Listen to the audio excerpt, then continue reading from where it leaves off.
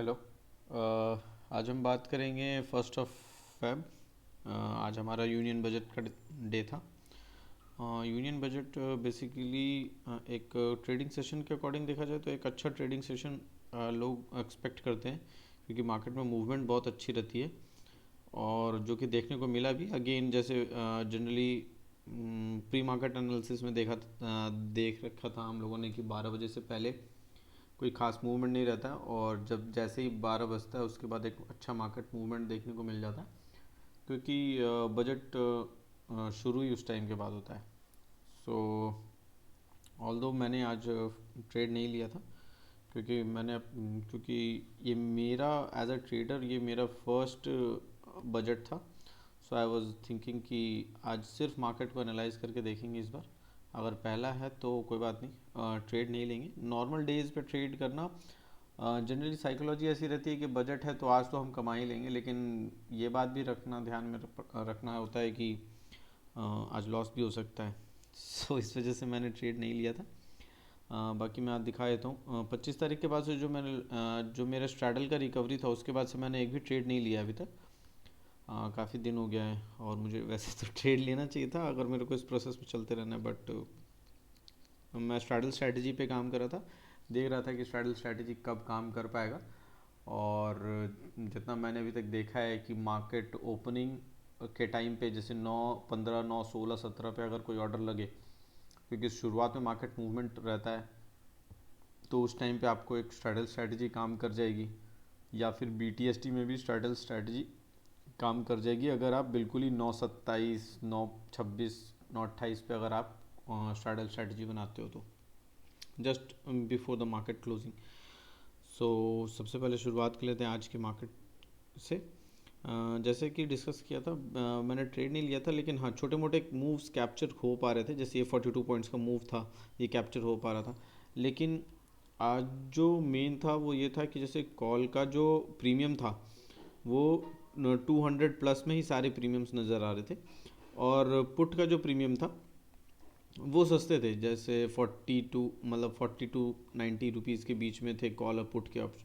तो ये मेजर बहुत ज़्यादा डिफरेंस था, जिसकी वजह से स्ट्रैडल स्ट्रैटेजी जो है ना वो काम नहीं करता, क्योंकि प्रीमियम में मूवमेंट अगर देखेंगे तो बिल्कुल ही नहीं आ रहा था जब तक आया नहीं। जैसे ये वाले पॉइंट पे जब मैंने बिल्कुल ही था कि कॉल ऑप्शन बाय करने के लिए, तो ये जो 46 पॉइंट्स का मूवमेंट दिया है इसमें मात्र मात्र थिंक सो करीबन 2 या 3 रुपए ही प्रीमियम भागा था। तो इस वजह से मैंने ट्रेड नहीं लिया था। और सबसे बड़ा जो अभी फियर फैक्टर चल रहा है मेरे साथ, कि उस स्ट्रैडल स्ट्रैटेजी के बाद, क्योंकि उस दिन तो रिकवर हो गया था, लेकिन उसके बाद मैं काफ़ी ज़्यादा फियर में हूँ इस चीज़ को, ट्रेड को एग्जीक्यूट करने में। मैं चाह रहा हूँ कि थोड़ा पहले अपने आप को स्ट्रॉन्ग करूँ, क्योंकि I am not feeling confident enough to trade.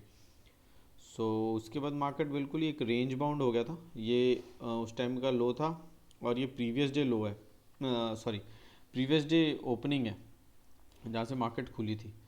सो मैंने उसको मार्क कर लिया था पहले, और उसके बाद आप देख पाएंगे कि बिल्कुल ही मार्केट एक रेंज बाउंड में चल रहा था। धीरे धीरे मार्केट मूवमेंट अपसाइड की ओर देता था, और फिर बहुत ही तेज़ी में गिर जाता था। ये वाला पॉइंट भी जो था ये भी मेरा कैप्चर किया हुआ था। ऑलमोस्ट 71 पॉइंट्स का एक अच्छा खासा मूवमेंट था, जो ट्रेड ले सकते थे इस ग्रीन कैंडल के रिकवरी पे। फिर जो मेजर मूवमेंट आया था, जहाँ पे अधिकतर लोगों ने मार्केट को पकड़ा था, मैं नहीं पकड़ पाया, क्योंकि मैं बड़े पिक्चर में नहीं देख रहा था। बड़े पिक्चर में आप देखेंगे कि ये एक सपोर्ट काफ़ी टाइम से ले रहा था, जिसको ये ब्रेकडाउन देके एक पिन बार बनाता है। यहाँ पे बहुत ही बड़ा पिन बार है। सो लॉन्ग वीक कैंडल पे आप यहाँ पे तो नहीं बाय कर पाओगे, लेकिन इसमें देखने वाली बात ये है कि ये अभी उस टाइम तक का डे लो था। ये देखिए उस टाइम तक का ये डे लो था। सो यहाँ पे एक अपसाइड मूवमेंट का बहुत ज़्यादा चांसेस बन गए थे। और फिर ये जो इंडिसिसिव कैंडल जो दो बन रहे थे, तो यहाँ से मार्केट एक अच्छी रैली देने के लिए बिल्कुल रेडी था, जो कि बहुत सारे लोगों ने कैप्चर भी किया। क्योंकि आज मेजर जो ट्रेड लिया गया है वो इसी ट्रेड मतलब इसी मोमेंटम में लिया गया था। सो बहुत अच्छा कैप्चर किया था इन लोग सब ने। और उसके बाद फिर जब ये पहला डिप मारा और फिर जब हाई बनाया था, तब मैंने एक ट्रेंड लाइन ड्रॉ किया था, ये वाला। तो ये ट्रेंड लाइन बेसिकली इस कैंडल के बाद मैंने ड्रॉ किया था कि अगर ये लेट सपोज एक ये ट्रेंड लाइन है तो ये रीटेस्ट करेगा और उसके बाद फॉल देगा। तो मेरा साइकोलॉजी यही था। मैंने इस ट्रेड को यहाँ कहीं के आसपास देखा था, but again due to fear मैंने ट्रेड नहीं लिया, क्योंकि I was not feeling confident कि मुझे यहाँ पे ट्रेड में एंटर करना चाहिए।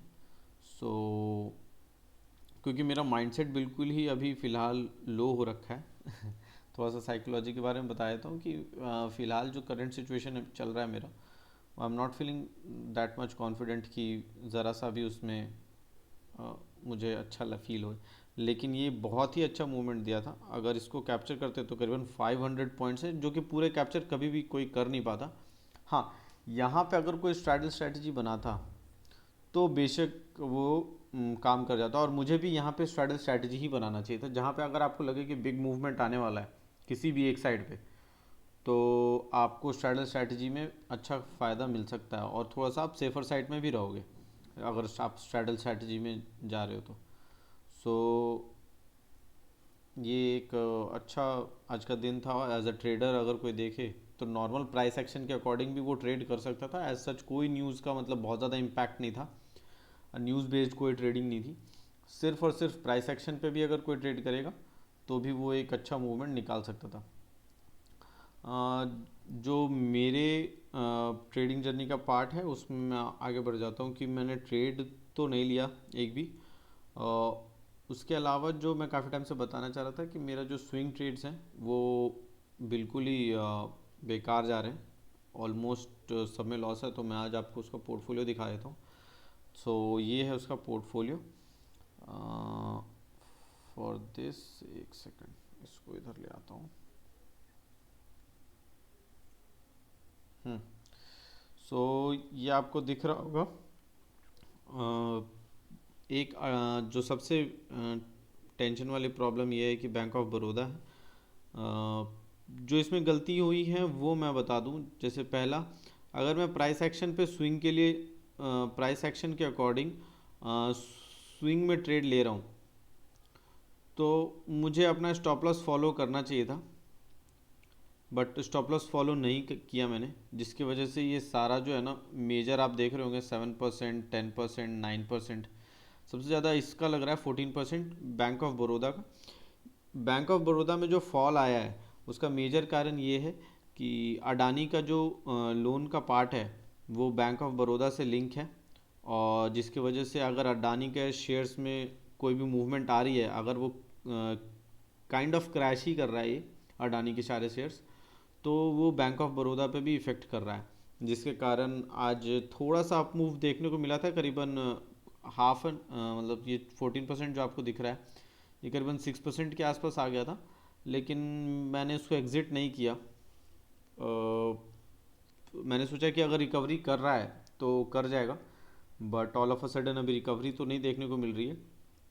सो ये मेरा अभी तक का ट्रेड है। मैं आपको बता दूं कि ये ओवरऑल लॉस करीबन 5300 का है।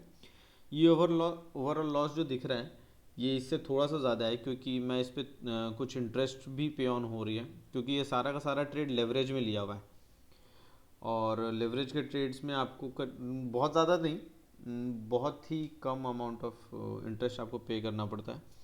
सो ये सारा का सारा ट्रेड लेवरेज में लिया हुआ है। लेट्स सी कब ये रिकवर होते हैं। आई am not feeling confident right now. Mindset अभी सही नहीं है, इस वजह से मैंने ज़्यादातर ट्रेड नहीं ले रहा हूँ, बहुत ही लो फील कर रहा हूँ। सो लेट्स सी जैसे जैसे ट्रेड लूँगा ऑप्शंस में तो मेरा साइकोलॉजी ठीक हो पाएगा।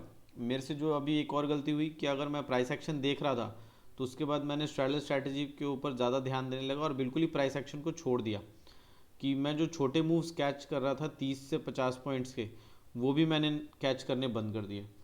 सो ये इसको कंटिन्यू करना पड़ेगा। उसके लिए पहले मेरे को अगर शुरुआत में थोड़ा छोटा लॉस हो रहा है तो कोई बात नहीं, ये करके ही आएगा। सो देखते हैं, जैसा होगा फिर मैं आपको आने वाले वीडियोस में अपडेट कर दूंगा। तब तक के लिए थैंक्स।